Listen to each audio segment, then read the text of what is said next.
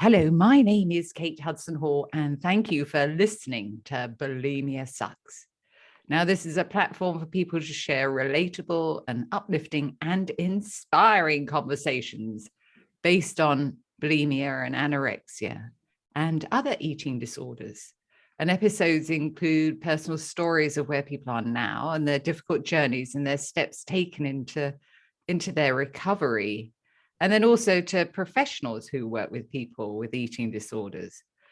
Now, my Bulimia Sucks audiobook is live on Audible and Amazon and iTunes. And if you'd be interested and would like a free copy of it, then if you email me, then I can send you the code to download it for free. So if you email me at katehudsonhall@gmail.com, that would be fantastic. And then I can send it on to you. And also the Bulimia Sucks digital pack is now available. And this includes the whole Bulimia Sucks course, which incorporates video teaching and tables and tools. And there's a PDF of Bulimia Sucks. And then there's also a hypnosis bulimia recording and a family of friends support ebook download, and also a relaxation recording. And then there's access to the private Facebook group for ongoing support, and then regular Facebook live Q&A sessions with myself. Now, my guest today, I'm very excited, is Victoria Evans.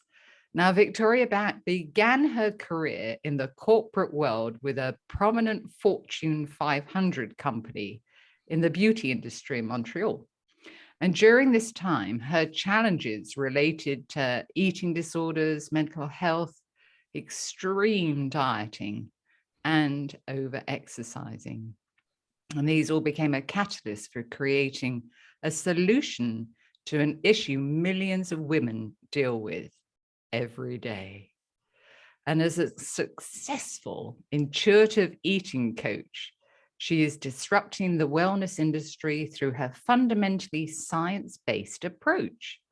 Victoria helps countless women deal with their relationship with food by optimizing their mindset for a happier and healthier lifestyle. Victoria is Canadian, but she currently resides in Lisbon in Portugal, while providing solutions to women through her online coaching programs. So welcome, Victoria. Woo! It's very exciting to have you here. Thank you so much for having me. What a beautiful intro. Oh, it's fabulous. I'm so pleased that you could join us. So Victoria, tell us about that difficult time when you were with the Fortune 500 company, and your pathway into that very destructive pattern of eating disorders. Yeah, it's been such a wild road to get to where I am now. And, so when I was working for the Fortune 500 beauty company, that was when my eating disorder passed, everything really kind of came to a head. And I, at that time, was struggling with anorexia and, exercise addiction. But previous to that, I had been struggling on and off with bulimia since about the age of 12. Since the age of 12, gosh. Oh. It was horrible. It was horrible. Like I can't even, it can take over your entire life, and it's so secretive, and there's so much shame and so much embarrassment. But for me, it was this confusing thing where I had such a love-hate relationship with food. I'm someone who'd always really struggled with my body image. I had always been very tall with broad shoulders, and I just wanted to fit in and feel cute and pretty and wanted. And for me, I thought that meant, losing weight and looking a certain way. But at the same time, I didn't know how to manage my big emotions. I didn't know how to, I wanted to show up perfectly in the world, but as humans, we're not perfect. And I didn't know how to deal with that feeling of I'm not enough. And so that often channeled into food and binge eating. But then my fear of gaining weight and getting bigger and feeling unloved because I'm not cute and little and all that meant that it led to bulimia and trying to control my body and control my life through, purging. And Yeah, Victoria, I think that's a really good point. It's like we have these huge emotions, and we're not actually taught how to deal with these massive, great, big, overwhelming, negative, quite often, or even positive feelings. We're not taught how to deal with them. Mhm. And we just do what's best we can at the particular time to deal with them.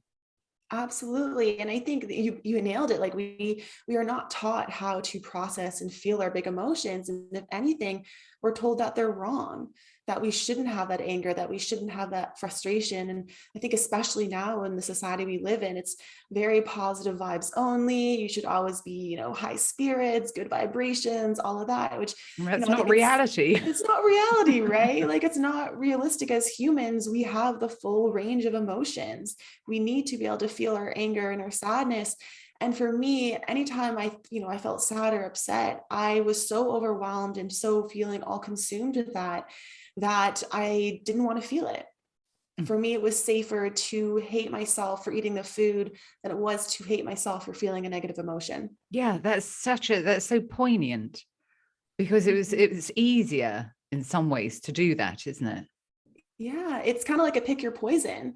And because of the society that we live in, right, I think it's been very normalized for women to make dieting and shrinking themselves and hating themselves for having an extra muffin.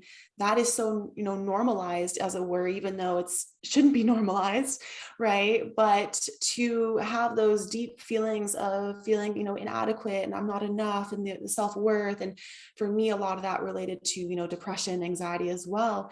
That was less acceptable. It was more acceptable for me to buy all the diet books and to talk to my friends about how I hated this, the fat on my stomach. That was a hatred and a self-loathing that was allowed, as it were. But the feeling of I'm not enough as I am, and just having that kind of in its own little bubble, we needed to almost, as especially if you've been socialized as a woman, attach that to your body and attach that to your worth in order to kind of be able to talk about it. Yeah. So how did you so you were 12 when the bulimia started. Mm-hmm. So do you remember that very clearly? Yeah, I remember. I remember because it was one of those weird things where I was really struggling with my body image. I was really struggling with how I perceived myself. And at that age, I was starting to gain a bit more weight than my friends and feeling like I really stuck out. And I remember I found a book in the library about eating disorder recovery. And that's how I learned about bulimia and what it actually was. And I used it in this really horrible way where I saw all the side effects. I saw the things that, you shouldn't do. And yet it was, you get to this point, I'm sure people who have an eating disorder, they don't even care. They don't even care about the side effects. They don't care about the damage that is being done to their body, because all they see is a way to try to control their body. And that can feel paramount to everything in their life. And so for me, I looked at this and I was like, oh my God, this is like my new instruction manual for how to manage my body, how to manage my emotions. And that kind of kicked off that kind of 10-year, span of, trying to control my body, control my life, and while simultaneously struggling with, I think many of us can relate to, with perfectionism, right? I was trying to be perfect all the time. And because we're human, we're not perfect. And I would inevitably feel, shame and judgment and all those normal things. I thought it's because I wasn't perfect enough. And so my feeling of inadequacy was channeled into the binging and then the purging. And it was a way that I could feel like I could almost flush away all of my imperfections and all of my not perfectness, and just walk out of the bathroom and pretend that nothing had happened. And that it never happened. Yeah. And if you were to think back to that 12-year-old you and reading that book, and other people that are sort of around that stage now, what would you have said to that now, with all your wealth of knowledge? What would you say to that 12-year-old younger you? At that age, I just wanted to feel loved and connected. So I would really tell that younger version of myself, like, I see what you're trying to do. I see that you're trying to shrink your body and look a certain way so that you can feel loved and connected and worthy and good enough. But none of those things are going to come through these eating disorder behaviors. None of those things are going to come from your body. And rather, it's the seeking of the perfection. It's the trying to eat perfectly and control your body weight that is depriving you of those feelings of connection. If I'm spending all my time worrying about my thighs touching and the cellulite on my legs and my stomach, it means I'm not able to show up and feel connected to the people around me. And so I rob myself of the opportunity to truly feel alive. And so, I tell myself that. I tell myself, like, you're not broken. There's nothing wrong with you. Having these feelings that you need to look a certain way and be a certain way is very much how society has told women that they need to be. Yeah. Dieting, it's such a distraction. We have a bigger purpose in life than to shrink ourselves, right? We need to be doing more. We need to be showing up in this big, amazing world, but we can't do the things we need to do on an empty stomach. And then I would tell her that things are going to get better. I was so depressed in high school. I was so depressed even part of university. And then when I started working for that corporate job, I was just so miserable and unhappy. And I thought that the solution was my body. But the thing is that, my body wasn't the solution because it was never the problem. And so I really had to instill that in myself and realize, and now I get to live this amazing life where you mentioned I'm in Lisbon, I get to travel the world. And I thought my destiny was a body size, not realizing my body was simply a vehicle to get me from one place to the next. It's like a personality delivery system. It's not who I am. It's not my worth. It's not, the things that we often make it out to be. So I think that's the message I would kind of impart to my younger self. Wow. Yeah, that's really powerful. Really powerful. And so the bulimia sort of, then it's sort of, what changed from having bulimia and then it kind of morphed into the anorexia? What was that turning point? So I was working at this Fortune 500 beauty company, and my bulimia had been kind of on and off here and there. And when I was working at this company, I felt so unattractive. I felt like I didn't fit into the company culture. It was very kind of Vogue-esque, like very beautiful. And so I basically decided, like, if I want to be friends with people, if I want to fit in and look a certain way, then I have to lose weight. And so I went on Instagram, and I found the influencer with the best abs with millions of followers. And I bought her a 12-week weight loss guaranteed program. And I, took the before pictures, and she sent me the workouts and the eating. And I remember being super excited, like many of us are, we started a new diet thinking this is going to be the change and this is going to be the difference. And so I started this program, and I remember messaging her day one and being like, I feel really dizzy. Like, I feel like there's not enough food, whatever. And she's like, oh no, like your stomach's just shrinking, just like intermittent fast and drink more black coffee, which should have been massive red flags. But I think, so much now in the world of online social media influencers, we blindly trust people with lots of followers. We think that, they have millions of people liking their post, I can trust every word they're saying. And it's not the case at all. And so I had those red flags. I had those kind of warning bells going off, but I was like, oh no, but she has the abs. She has the body I want. So I'm going to go all in. And so I got into this very interesting mindset where I was 110% in on this. And I knew that bulimia, the feeling out of control around food was no longer an option. I had to be perfect. I had to be on point. And so I was able to, in a very bizarre kind of almost dissociative way, put that aside and go onto this extreme kind of dieting. And I lost a lot of weight. I don't know if I can say numbers on this, but I lost a lot of weight very, very, very quickly. And basically all of a sudden I was being posted online, look at Victoria, look, she's lost so much weight. I was getting all this attention, all these comments from people, my before and after photos, basically getting this feeling of connection and worth that I'd always wanted, but it was empty and it wasn't what I thought it was going to be. And so this was really was this weird descent into anorexia where I was chasing this kind of smoke of feeling like, okay, I'm going to finally get to a place where it's enough. Like I'm finally going to get to a body where it's going to be, I'm going to feel happy and I'll feel more relaxed around food. But, it's like, we're never going to be free by implementing control. I was seeking freedom in my life. I was seeking freedom around food while adding on layers and layers and layers of control and food scales and working out, 5-6 hours a day.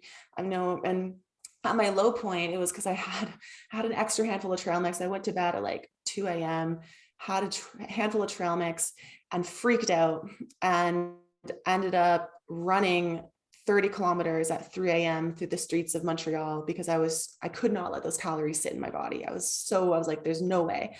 And I remember just being so tired and so overwhelmed that all I wanted to do was sleep. Yeah. But that voice in my head, that was this brutal tyrant voice in my head, said like, you're not allowed to sleep. Get up, get your ass into your running clothes and go for a run right now. And I remember like pulling 30 kilometers as an adequate punishment, like out of my head.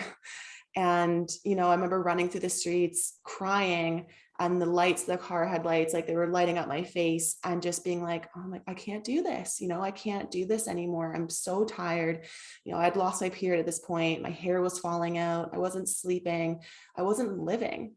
And I remember getting to the top of the mountain in Montreal, Mount Royal, and just having this like really deep moment. And the sun was just starting to rise, where I was like, I'm never going to lose enough weight. I'm in the body that I'd been dreaming about since I was like 5 years old. Like I had the abs, I had the cut things in my hips, I had the shoulder, body that I thought that it was everything I wanted.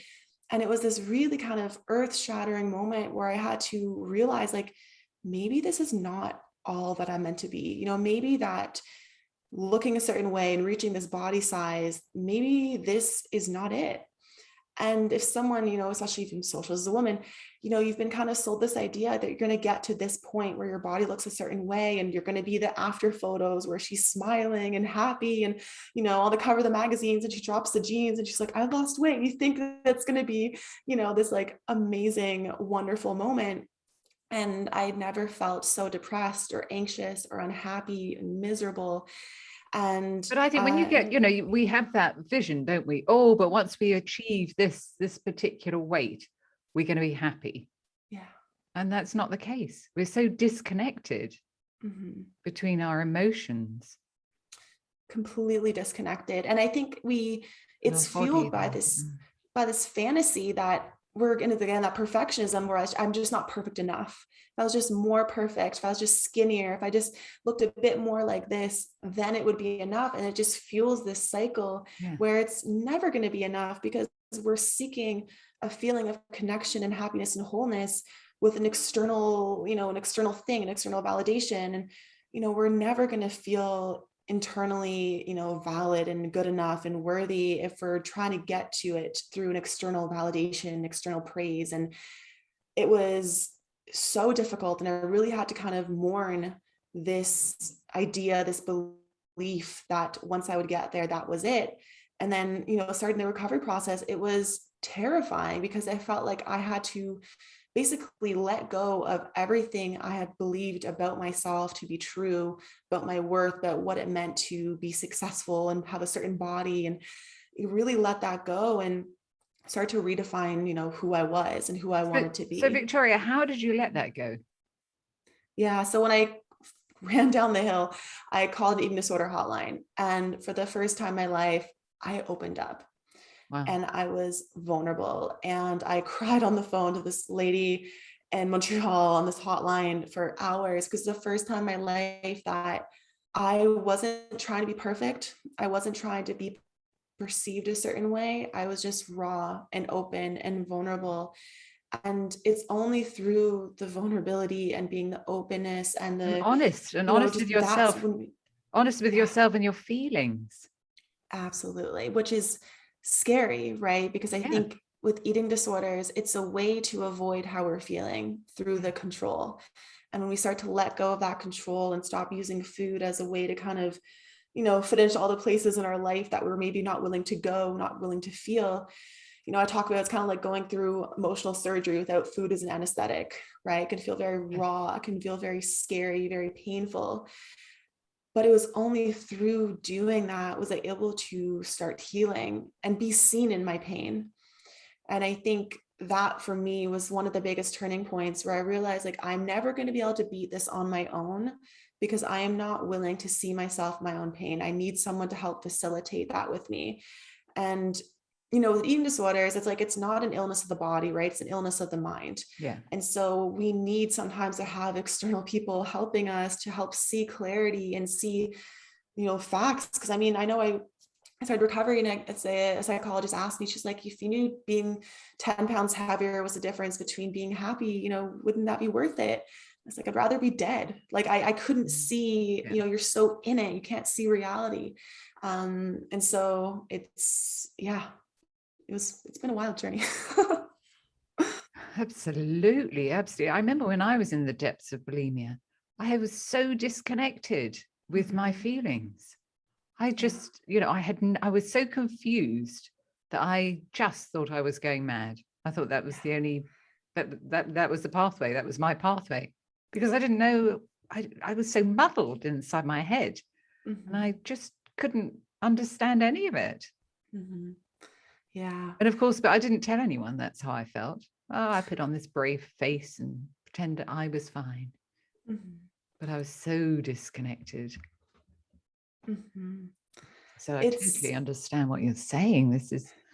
It's just so devastating. And I think that's why this podcast, even like it's so beautiful when we can start to talk about it and share and see ourselves in other people, because when I was starting to recover, I thought like I was the only one who struggled with this. I thought I was alone. I thought that I was totally broken. And then you'd start to, read more and learn more and listen to more podcasts and read more books. And you're like, oh my God, there's nothing wrong with me. Like, I'm going to be okay. It's just my body had picked up this very confusing coping mechanism that wasn't really serving me anymore. And it was harming me now. And it's time to let that go and actually step into who I can be, step into that potential and that growth, because eating disorders, they just keep your life so small and so distracted and so busy and occupied that because so occupied because that's all you can think about. All you can think about is the food. Yeah. And when you're going to have your next binge or your, find your next treadmill or get out the door to go for a run or whatever it is. Totally. It's like you have the zoom lens on times 10 in your life, right? And then because of that, your body, your eating becomes the only thing you care about because that's the only thing that you see. And so when you start to recover and you start to kind of add in some things, it's like you start to kind of zoom out and you realize, okay, there's more to this life than looking a certain way. And there's more to this life than me controlling how I eat. But when you're in it, it feels like that's your whole world. But as you start to move through recovery and you kind of zoom out and, I talk about kind of crowding out your life. It's like, okay, if food and body were the only things in your life, like let's crowd it out with some other things. Let's give yourself more meaning and more, possibilities and more excitement. Because I know for myself as well, like I was so preoccupied with food, and food would give me these hits of, like feel good, like the dopamine and like the feeling of reward.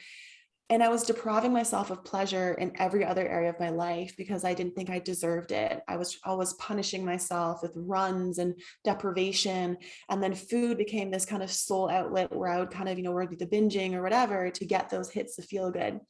So like, crowding out your life with other things that bring you joy so that your brain is not just solely focused on that one place, looking a certain way, the scale, controlling food as a way to feel good, crowd it out with like, what are things you used to love? What brings you joy? And, for myself now, I've been traveling for a few years and like, it brings me so much happiness and so much joy to be able to travel the world and eat these different kinds of foods. And none of that, even contemplating, quitting my corporate job and starting a coaching, business and all that, I couldn't have even contemplated it because I was so in it. I was so deep into the thick of just worrying about food in my body that nothing else really mattered. And so after you had therapy, and what other help did you have? Yeah. So And you kind of mentioned a little bit in my introduction, I take a very kind of a science-based approach to how I recovered, because I was someone who was so disconnected from my emotions, right? That when I started going to just therapy initially, I found myself starting to get a little bit worse. And then everyone is totally different. This is just my personal experience, but I didn't understand the why behind why I was doing what I was doing. I didn't understand what was going on in my brain, why I felt like an absolute crazy person all the time. Right. And so I was going to therapy, but I was like, okay, I need to add in something else. I need to really take ownership and responsibility here, because I need a little bit more. And I'm someone who's very logical, rational, very analytical kind of a brain. And so I really took this, I'm like, okay, I'm going to go full into this. I'm going to recover. Like, let's do this. And so, I bought all the books and I read so many like scientific journals and listened to podcasts and audiobooks. And I just did such a full immersive deep dive to understand, like, why am I binging? Like, why do I feel out of control when I start eating? Oh, okay. Like, I start eating, haven't had enough food that day, getting hits of dopamine, right? Neurotransmitter, anticipation of reward. When I'm getting those quick hits, it really takes offline my frontal cortex, which is the part of my brain with like more impulse control, higher thinking, all of that. And so it feels like I'm a different person, not because I'm broken, but because I have two parts of my brain with different priorities kind of competing, right? And it's just kind of understanding that. And, the dopamine is going to wind down. I'm going to feel like myself again, but understanding the factors to drive it. So like, there was just so much that I was able to understand about my brain to be like, oh, I'm not a crazy person when I feel Dr. Jekyll, Mr. Hyde. It's because I haven't eaten enough. I've deprived myself. My brain is Yeah. doing Yeah. what it needs to do to keep me alive, so successful, to like eat a lot of food, right? But up until that point, I thought I didn't have enough motivation or enough willpower. And so I would go and talk about, my feelings and how I was doing, but without understanding and kind of adding in the why behind a lot of my eating behaviors, I felt like I couldn't quite move at the pace and forward in the way that I wanted to. So it was kind of the combination of like understanding emotions, processing it, connecting, being open and vulnerable, while also understanding the driver behind what was going on with my eating. Why was I doing these things? Why did I feel this way? And then, I truly believe that education is empowerment and removes Yes. shame. Once you understand why, all of a sudden it's like, oh, now I can meet it with compassion and curiosity instead of judgment and shame. What were your reasons? What were the whys? What were behind the whys? The whys for, so like for the whys for recovering, or the whys for like the solid whys for why The recovery. Yeah. I had a moment where I realized like I was never going to get to the place I thought I would need it to be happy. And I remember like it was very, for me, very traumatic that my hair was falling out from lack of nourishment. Yeah. And I remember like, I wouldn't want to, it makes me even emotional to this day. Like I remember brushing my hair and just having clumps of it falling out. And I was like, I know I am killing myself right now. Like, I know I'm killing myself. And for what? I'm in this body. I look how I think I should look. And I don't have boyfriends coming out of the woodwork. I don't have, a circle of friends that make me feel alive, and ironically for me, when I was in my higher body weight, when I was younger and I was thinking about this, like, that's when I felt the most happy and the most connected and the most carefree, because I was more carefree. And it was this overwhelming, sinking feeling that, oh my gosh, like, I think that maybe this isn't the answer. And so the why was, like, this is killing me. And I didn't want to die. I felt like I was like, I have so much I want to do. I have so many things I want to see and explore and be. And like, this isn't it for me. Like, this cannot be it. Like, and just the thought of like my family, who, I love my family, and like, they didn't necessarily know what was going on with me. They Yeah. just knew that Victoria was different. Victoria was a bit more obsessive. Victoria was a bit more out of control. And I was severing relationships so fast because I would be so short with people because I was so hungry, right? Yeah. Hangry. I was being rude to my mom, colleague. Like I was just a version of myself that I didn't even like. and a body that I thought I should be in. Like everything about me just felt upside down and backwards and inside out. And I was like, this is not it. This is not it. And I need to choose life. Yeah. Wow. And for somebody that is always listening to the podcast, what would you say to them with all the knowledge that you have learned from your experience, in order for them to help them to begin to maybe even just step on that pathway, that recovery pathway? Yeah, I think the first thing is that it's okay to feel scared. It's okay to feel that immense sense of fear, to know that fear of like, once I say something and share it, it's like sometimes it feels like you can't go back, right? But knowing that eating disorder, it's lying to you.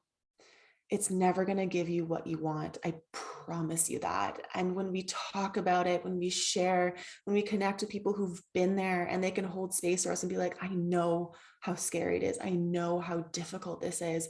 And I'm here for you. And I see you. Yeah. I'm with you. That is the most powerful thing. And so someone is, leaning towards starting recovery. It's okay to feel that fear. It's your eating disorder trying to keep you stuck, keep you in that place. You don't have to listen to it. It's not there to help you. And connect with people and, listen to podcasts, read books, get yourself into an environment where you feel more understood, because you're not broken. You're not crazy. There's nothing wrong with you. Recovery is possible. Living the life of your dreams is absolutely possible, but your eating disorder is not what's going to get you there. Yeah. Wow. So Victoria, so now with your traveling skills, I love it. I love it. So how, if people wanted to, because you work with people with eating disorders now, don't you? And so how do you do that virtually? Yeah, so all my programs are one-on-one, online based. I have a course one-on-one, but basically I have a 90-day program, weekly calls, very science-based, but also adding in, emotional intelligence, empowerment, limiting beliefs. It's very kind of holistic, but if you're someone who's very kind of logical, rational, step-by-step, then you like tools. I'm all about kind of the tools to, create new neural pathways, like very much like that kind of a person. So if you're curious to kind of learn more about, my programs or anything, or even just say hi and just chat, I'm always here. So my Instagram is at Victoria Evans Official. So just send me a message to say hi. Just, love to connect with people. Connection. That's the best place for people to come and find you.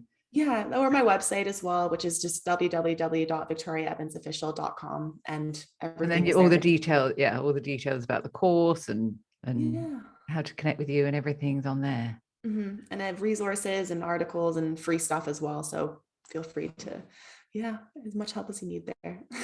Amazing.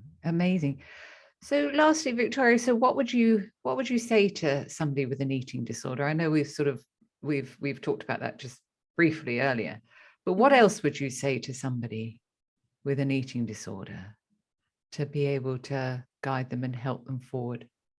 Something that I was thinking about before I hopped on this was one of my biggest fears with recovery, especially with bulimia or anorexia as well, was the feeling of fullness.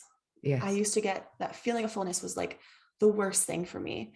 And a mantra that I just would replay in my head is that I'm going to get hungry again, which sounds like a very small, like maybe insignificant thing. But for me, just reminding myself that I'm going to get hungry again, no matter what I've eaten, how much I ate, even if I binged, right? My body knows how to process food. I'm going to get hungry again, and just letting myself kind of just dial into that. Instead of kind of spiraling out and freaking out, because our body is very smart. Your body needs nourishment. It needs food. It knows what to do when you eat too much, or, quote unquote, too much, which I know in the beginning for me, recovery, everything felt like too much when it usually was not enough.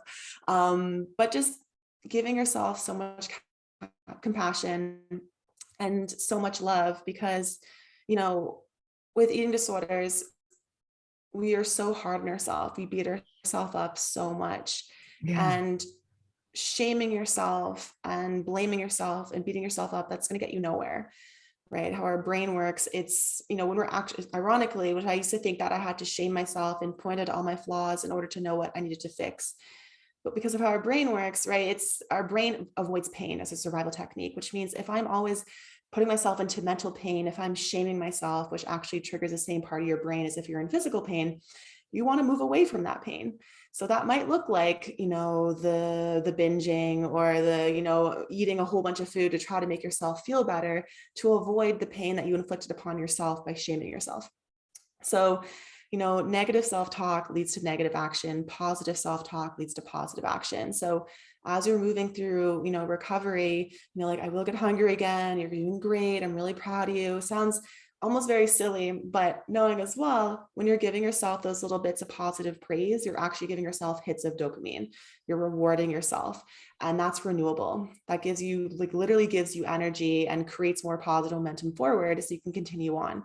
If you're beating yourself up and you're shaming yourself and you're stressing yourself out, you're pumping out cortisol, you're pumping out adrenaline, like, you're pumping out all these things that exhaust you, make you feel depleted, and like you can't move forward. So be very intentional with how you speak to yourself, how you talk about yourself, how you praise yourself. And I know for myself, like, I thought I had to beat myself up and be mad at myself all the time, but that's not actually what's going to move you forward and get to you where you want to go. So yeah, saying, things like, I'm going to get hungry again. You're doing a great job. I'm so proud I think of that's you. really powerful. Giving yourself a Mhm. positive phrase to keep Yeah. repeating over and over and over again. And it's also working with that part of your mind that will Mhm. go, well, why does she keep repeating that, or he keep Yeah. repeating that? And it's working with that part of your mind, that unconscious part of your mind, because that will go, oh, okay, so, well, she keeps repeating this, so this is the direction that she wants me to help her to go in. So then it will help you in all sorts of, so many different ways, unconscious ways, to Mhm. really help you forward in your recovery path. Yeah, it's priming your brain, right? Like, you're basically telling your brain, your reticular activating system, right, what's important and relevant information. Whatever Yeah. you focus on, you create more of. So if I'm telling myself, I'm proud of myself, I'm doing a good job, I'm really showing up for myself, like, that's what you're going to see more of, because you told your brain to look for those things. It's like telling someone to look for yellow cars. You see more yellow cars, not because there's more, but because you told yourself to look for them. Same thing in recovery. If you're always telling yourself that I'm horrible and disgusting, I ate too much, no one's going to love me, well, that's all the things that your brain is going to see. You've kind of created these kind of like goggles, as it were, to see that reality, which is going to, again, keep you in, stuck, keep you in your eating disorder. So be very intentional. And I always think about it kind of like, and Pixar, I don't know if you've seen the Pixar movies where the light hops out and it's like an eye and it Yeah. squishes down. I always think about that. It's like, wherever you're placing your attention, it's where you're shining your light. That's what you're going to see. What do you want to see in your life? Because that's where you want to shine it, right? That's how you talk to yourself, what you focus on. But if Yeah. you're And you, expecting, yeah. you don't actually have to believe, your Mhm. specific phrases or whatever it is that you're saying to yourself. You don't have to Mhm. believe that, Mhm. but it's really going to help to shine that light on it. And Yeah. if you can also visualize you in the future, or knowing, in so many hours you will get hungry again, Mhm. visualize that, even if you don't really believe it, but Mhm. create an image in your head. It's going to help also to reinforce, isn't it? Totally. I love visualization. Like, I never really came across it until I started recovery, right? And I was like, oh, like, pro athletes do this, astronauts do this. It's literally just basically firing on those pathways in your brain as if you've already done it. Yeah. So not only does it, create more of a feeling of calm, but it's also, you're literally creating these new habits and telling your body it's safe, right? Our brain works off of evidence to know if something is safe or not. Visualization, you're literally creating evidence to know it's safe for you to be in recovery, which is so powerful. So yeah, I love visualization, such an awesome technique. Mhm. Oh, if I was still in my eating disorder, I would definitely come and find you for your help. Thank you. Yeah. Oh, Victoria, thank you so much. Thank you. This has been such a fun conversation. You're an amazing interviewer, and I really enjoyed this. I know everybody will really gain so much from listening to you, Thank you. and come and find you. Yes. I definitely would. Thank you. Yes, come say hi. Would love to connect with you. Yeah, even just to say hi. Absolutely. Yeah. Yeah. Oh, thank you, Victoria. Thank you so Thank much. you. So that's all for today's episode of Bulimia Sucks. And thank you to everybody for listening. And make sure that you subscribe to our podcast on Apple iTunes so you never miss an episode. And as I mentioned before, check out my book, Bulimia Sucks, on Amazon to learn many different techniques and tools to help you to begin to break through your difficult bulimic behaviors. And I love to hear what you think. So please leave me a review. So thank you, Victoria. And thank you to everybody for listening. And I'll chat with you in the next episode.